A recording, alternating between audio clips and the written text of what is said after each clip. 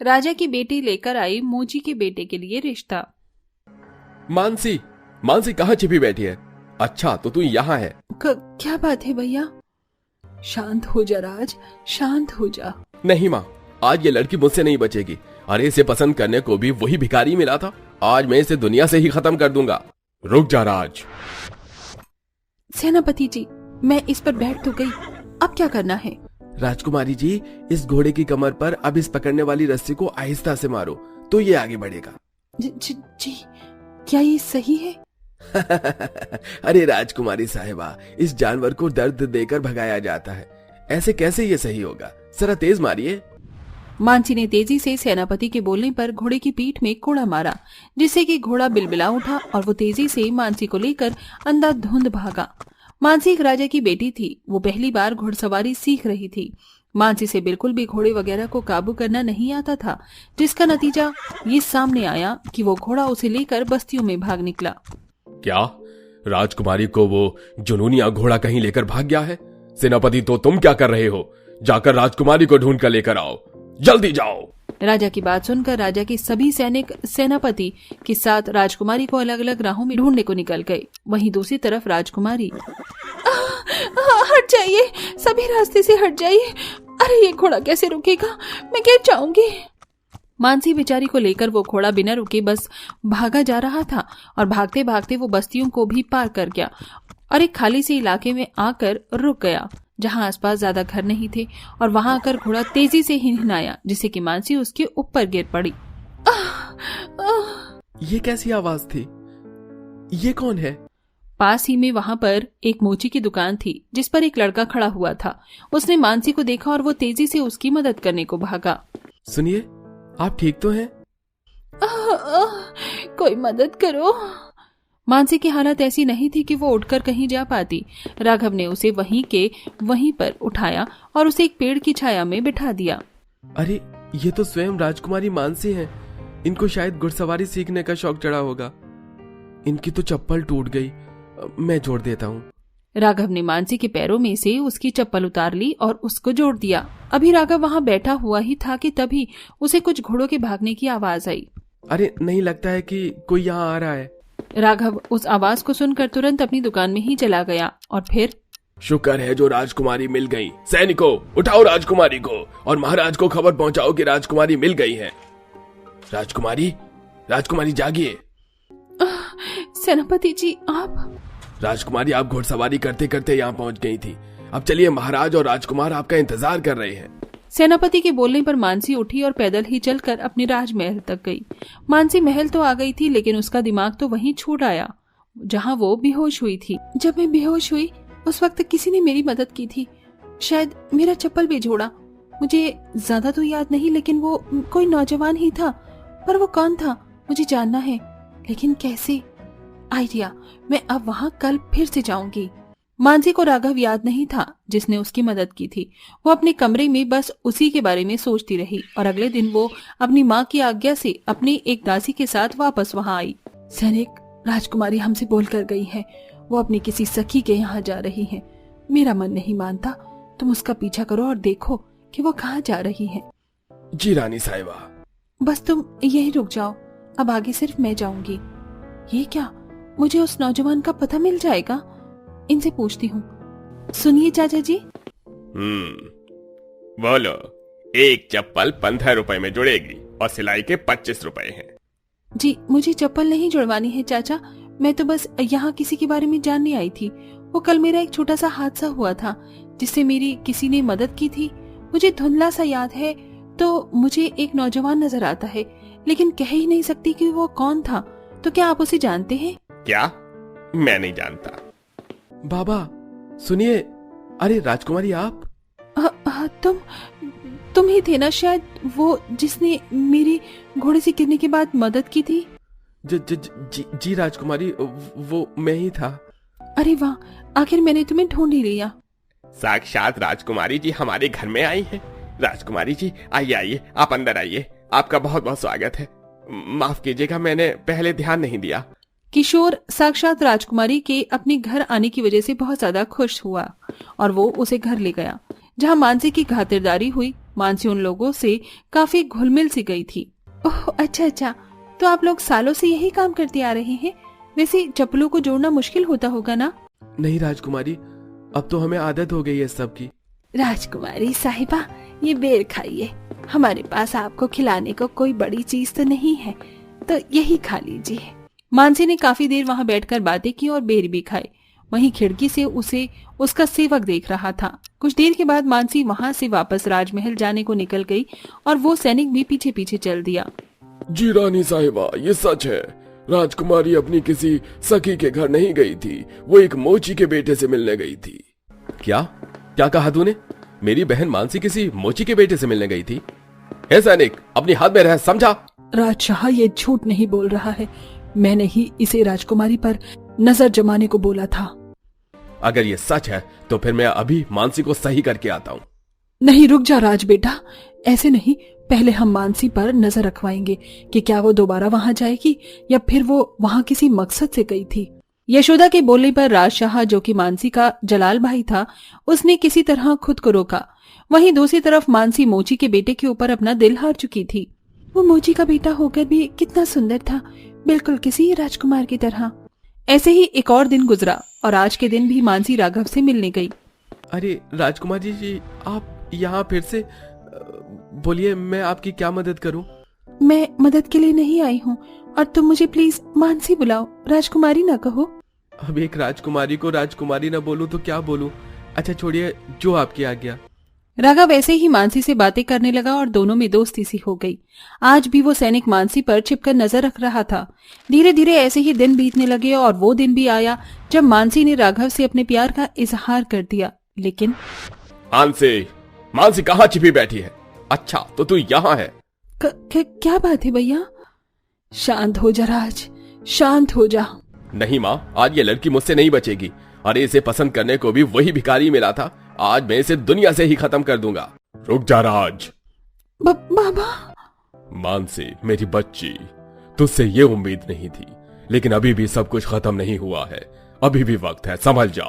आज के बाद तू कभी उस मोची के बेटे से नहीं मिलेगी और ये तेरे बाप की तुझे चेतावनी है। अपने बाप की बात सुनकर मानसी मानो टूट सी गई। एकदम से ही उसके पांव तले जमीन से खिसक गई, जिससे कि वो बेहोश होकर गिर पड़ी। मानसी, मेरी बच्ची। इसको पानी वानी पिला देना, अभी उठ जाएगी। बाप और भाई ने मानसी को पलटकर देखा भी नहीं, क्योंकि वो उससे काफी नाराज थे। ऐसे ही मानसी को उसकी माँ ने ही होश दिलाया। कुछ दिन बाद, मानसी मेरी बच्ची, कुछ तो खा ले। तू अगर ऐसे भूखी रहेगी तो कैसे चलेगा? देख तेरी हालत क्या हो गई है, थोड़ा सा तो खा लेना मेरी बच्ची।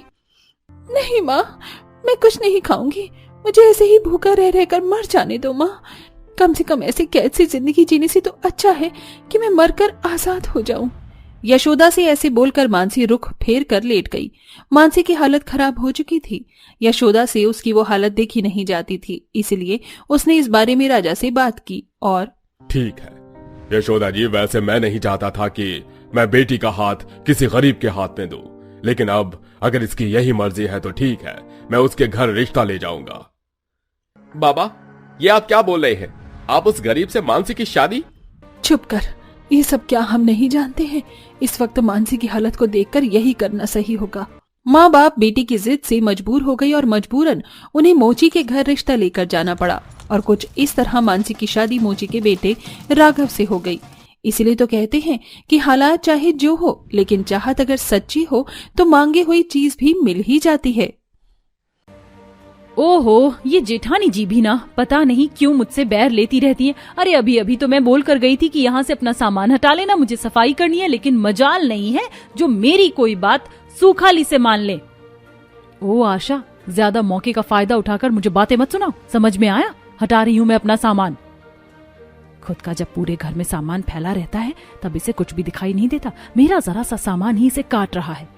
भाभी, सारी आवाजें आ रही हैं मुझे। यूं ना सोचना कि मैं कुछ सुन नहीं रही हूँ। हाँ तो सुन लो, मैं क्या तुमसे डरती हूँ? बस बस बस, अब बस भी करो बहुओं, कैसे बच्चों की तरह झगड़ रही हो। जब देखो तुम्हारी ये लड़ाई ही खत्म नहीं होती है। जरा सा सामान है, तू हटा लेना सुधा, और तू सफाई कर दे।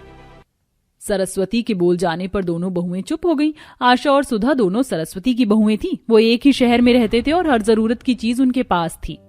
अरे बहू, जरा देखना, ये ब्रेड टोस्टर कुछ ठीक से काम नहीं कर रहा है। हाँ माँ जी, कल इसके अंदर से आवाज भी आई थी। हे भगवान, ये चीजें भी ना धोखा देती रहती हैं। माँ जी, कल तो माइक्रोवेव से भी आवाज आ रही थी। अरे आने दो, अब क्या बस इन्हीं चीजों को सही करवाने पर लगे रहें? सरस्वती ऐसे बोलकर गुस्सा करती हुई कमरे में चली गई। ऐसे ही सिलसिला जारी था और एक रोज जब सरस्वती सुबह के वक्त चाय पी रही थी। हाँ सासू माँ जी, क्या हो गया? सरस्वती, मेरी बच्ची, यहाँ आ। क्या हो गया माँ जी? क्या बात है माँ? हाँ माँ जी, मैं बस मैं आ रही हूँ, आप मेरा इंतजार करना। बहुओं, मेरे कपड़े पैक करो, मैं आगरा जा रही हूँ। और हाँ, तुषार और मोहित को भी बुला लेना। क्या बात है माँ? बहुओं, तुम्हारी दादी सास जी की तबीयत बहुत ज्यादा खराब है, अपनी आखिरी सांस गिन रही है मानो वो, और ऐसे में उन्हें मेरी याद आ रही है, तो मैं बस उनके पास जा रही हूँ। अगर ऐसा है तो फिर माँ जी, हमें भी उन्हें देखने जाना चाहिए, आखिर हम उनकी पोती समान हैं। ये तो तुमने बिल्कुल सही कहा बहुओं, तुम्हें भी उन्हें मिलने जाना चाहिए। सरस्वती की बात सुनकर दोनों बहुओं ने भी आगरा जाने की तैयारी शुरू कर दी। सरस्वती ने अपने बेटों को बुला लिया, जिसके बाद वो सभी गाड़ी में बैठकर आगरा के गांव में जाने को निकल गए। उनके घर से आगरा ज्यादा दूर नहीं था, लगभग 1 घंटे के सफर के बाद। सुनिए, ये तो शायद किसी हवेली का दरवाजा लगता है। आप इसमें गाड़ी क्यों लेकर जा रहे हैं? क्योंकि इसी दरवाजे से हम हवेली तक पहुंचेंगे। अच्छा। सुधा और आशा दोनों शांत होकर बैठ गईं। गाड़ी उस दरवाजे में घुसकर धीरे धीरे चलने लगी। गाड़ी जिस जगह से चल रही थी वो एक पतला सा रास्ता था और उसके इर्द गिर्द बहुत ही सुंदर फूलों के बगीचे आ रहे थे। वाह, कितने सुंदर सुंदर बगीचे बने हुए हैं। अभी आगे देखना और क्या क्या आएगा। गाड़ी ऐसे ही चलती गई और फूलों के बगीचे पार करने के बाद बड़े बड़े से सुंदर पेड़ों का एरिया आया। काफी देर तक यही सब नजारे चले। उसके बाद आशा ने पूछा, माँ जी, हम कब से बस ऐसे ही चलते जा रहे हैं, हमारा ससुराल कब आएगा? बहुओं, तुम अभी तक समझी नहीं? अरे ये तुम्हारा ससुराल ही तो है जो उस दरवाजे के बाद से चल रहा है। क्या? तुम्हारा ससुराल 100 बीघा जमीन में है। लो, आ गई हवेली। सरस्वती के इशारा करने पर दोनों बहुओं ने हवेली की तरफ को देखा और उसे देखकर उन दोनों की आंखें फट गईं। 100 बीघा जमीन पर इतनी बड़ी हवेली खड़ी हुई थी कि उसका शुरुआत और अंत तो दिखाई भी नहीं दे रहा था। माँ जी, हमसे मजाक ना कीजिए। बहुओं, ये कोई मजाक नहीं है। चलो अब बाहर आओ, देखो सभी स्वागत के लिए दरवाजे पर ही खड़े हुए हैं। सरस्वती अपनी बहुओं के साथ गाड़ी से उतरी। वैसे तो वो पुरानी हवेली थी, लेकिन देखने से काफी ज्यादा सुंदर थी। हवेली के दरवाजे पर हवेली के 2-4 नौकर और सरस्वती की नंदे खड़ी हुई थी। सरस्वती भाभी, शहर जाकर तो आप शहर की ही होकर रह गई। कितने दिनों बाद दीदार हुए हैं आपके। अरे हमारी बहुएं भी साथ आई हैं। हाँ बेटियों। नमस्ते बुआ सास जी। नमस्ते नमस्ते, अच्छा किया जो तुम दोनों भी साथ आ गई। अम्मा भी तुम्हें देखकर खुश हो जाएंगी। अब कैसी है अम्मा की तबीयत? अभी तो ठीक नहीं है। सरस्वती, सरस्वती, मेरी बच्ची आ गई तू? हाँ अम्मा, आ गई। सरस्वती जल्दी जल्दी से कमला के कमरे की तरफ जाने लगी। वहीं आशा और सुधा ने पहली बार 100 बीघा जमीन का ससुराल देखा था तो उनके कदम ही चलना रुक से गए थे। वो अंदर से अपनी हवेली को निहार रही थी। आशा, ये कितनी बड़ी हवेली है। हमारी हवेली देखकर तुम्हें ऐसे ही हैरानी होगी। शहर में कहाँ होते हैं 100 बीघा जमीन के घर। हाँ, मैं तुम्हें अम्मा के पास ले चलती हूँ, उसके बाद तुम जितना चाहे उतना घर देख लेना। दोनों बहुएं कमला के पास चली गई। कमला के कमरे तक चलकर जाने में ही दोनों के पांव की तुत्ती बोल गई। भगवान, अभी कितना चलना है। ऐसा लग रहा है जैसे पूरा मोहल्ला पार कर दिया हो। मेरे भी पांव दुख रहे हैं। बहुओं, तुम तो जवान खून हो, तुम भी ऐसे कर रही हो। चलो हिम्मत करो, हम बस पहुंचने ही वाले हैं। अपनी बुआ सास जी की बात सुनकर बहुओं में हिम्मत सी आई और लगभग आधे घंटे चलने के बाद वो अपनी दादी सास जी के कमरे तक पहुंची, जहां उन्होंने कमला से मुलाकात की। अरे मेरी बच्चियां भी आई हैं। आ जाओ मेरी बच्चियों, भगवान तुम्हें हमेशा सुखी रखे। कमला आशा और सुधा को देखकर काफी खुश हुई। कुछ देर बहुएं उसके पास बैठी कि इतने में ही शाम हो गई और सरस्वती भाभी, शाम में क्या खाओगी? मैं मंगवा दूंगी। अरे नहीं नहीं, बाहर से कुछ मत मंगवाना, बहुएं हैं ना, ये खाना बना लेंगी। बहुआ बना पाओगी? जरूर बुआ जी। सुधा और आशा को अंदाजा नहीं था कि उन्होंने किस चुनौती को दावत दे दी थी। उनके ऐसे बोलने पर उनकी बुआ सास उन्हें रसोई में ले गई, जहां दोनों बहुएं रसोई का आकार देखकर ही बेहोश होने को तैयार थी। सुधा भाभी, ये रसोई है या कोई मैदान? इतनी बड़ी रसोई कौन बनाता है? अरे जरा इसमें सामान देखो, न गैस चूल्हा है, ना कोई इलेक्ट्रिक राइस कुकर, ना माइक्रोवेव है और ना ही कोई और सहूलियत की चीज। भाभी, हमें चूल्हे को फूंक फूंक कर खाना बनाना होगा। हे भगवान, कहाँ फंस गए, चलो काम शुरू करते हैं। सुधा ऐसे बोलकर चूल्हे के पास गई और चूल्हा फूंक फूंक कर आग जलाने की कोशिश करने लगी, लेकिन उसने कभी पहले ये सब नहीं किया था, इसीलिए उसने इतनी तेज फूंक मारी कि चूल्हे की सारी कालिक उसके मुंह पर ही आ गई। भाभी, आप कितनी फनी लग रही हो। अच्छा ऐसा है तो जरा तुम जलाकर देख लो, इसे जलाना आसान नहीं है। सुधा के बोलने पर आशा आग जलाकर बैठी। उसने चूल्हा तो जला दिया, लेकिन उससे ऊपर खाना नहीं बन पाया। कच्चा पक्का जला हुआ सा दोनों बहुओं ने खाना बनाया, जो कि सभी को खाना पड़ा। ऐसे ही अगले दिन, हमें इससे सफाई करनी है। भगवान, मुझे तो इसे इस्तेमाल किए हुए सालों हो गए। खैर आशा, देर ना लगाओ, चलो मिलकर सफाई करते हैं। सुधा और आशा दोनों सफाई करने लगी। अभी आधे घर की भी झाड़ू नहीं लगी थी कि दोनों ही बहुओं को बहुत ज्यादा थकान होने लगी। हे भगवान, मुझे बहुत ज्यादा थकान हो रही है। आशा, हिम्मत से काम लो, हम ये कर सकते हैं। सुधा और आशा ने ऐसे ही एक दूसरे की हिम्मत बनकर झाड़ू के काम को भी निपटाया और फिर उन्होंने सभी के लिए खाना बनाया। इस सब में बहुओं की अच्छी कसरत हो जाती थी। हे भगवान, ये सबसे खूबसूरत पल होता है मेरे दिन का। ऐसे ही सिलसिला कई दिनों तक जारी रहा। एक बार ऐसा हुआ कि पुरानी हवेली में रात के वक्त लाइट चली गई। उस वक्त दोनों बहुएं अपने अपने कमरे में थीं। हे भगवान, ये कैसे गुप अंधेरा हो गया है यहाँ। जय हनुमान ज्ञान गुण सागर। सुधा ऐसे बोल ही रही थी कि उसे हवेली में कोई चमकती हुई चीज अपनी तरफ को आती हुई दिखाई दी। बचाओ। भाभी, क्यों चीख रही हो? ये मैं हूँ, आशा। आशा, तुमने तो मुझे डरा ही दिया था। एक तो पहले ही ये हवेली ऐसी लगती है जैसे खाने को आ रही है, ऊपर से बिजली चली गई है। ये पुरानी हवेली है। डरो नहीं, ये तो मैं हूँ। तुम्हें यहाँ डर लग रहा है? वैसे लगेगा ही, शहर में ऐसे बिजली नहीं जाती है ना। आओ सभी हॉल में आ जाओ। दोनों बहुएं हॉल में आ गई, जहां बस चिरागों से उजाला हो रहा था। ऐसे में उन्हें कभी किसी की पायल बजने का वहम होता तो कभी कुछ और। ऐसे ही डरते डरते उनकी रात कटी। ऐसे ही सिलसिला जारी था।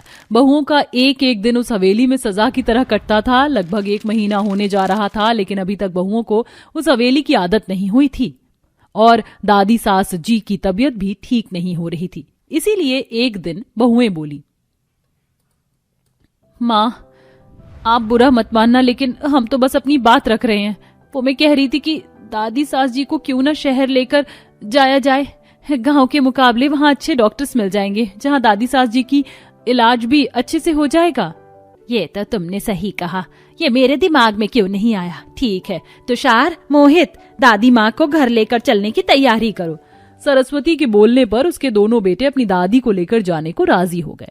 बस फिर क्या था, उसी दिन कमला को शहर लाया गया, जहां उसका इलाज हुआ। अब कमला सही होती जा रही थी, बहुएं भी उसका अच्छे से ख्याल रखती थीं और अब बस सब कुछ ठीक होने पर था।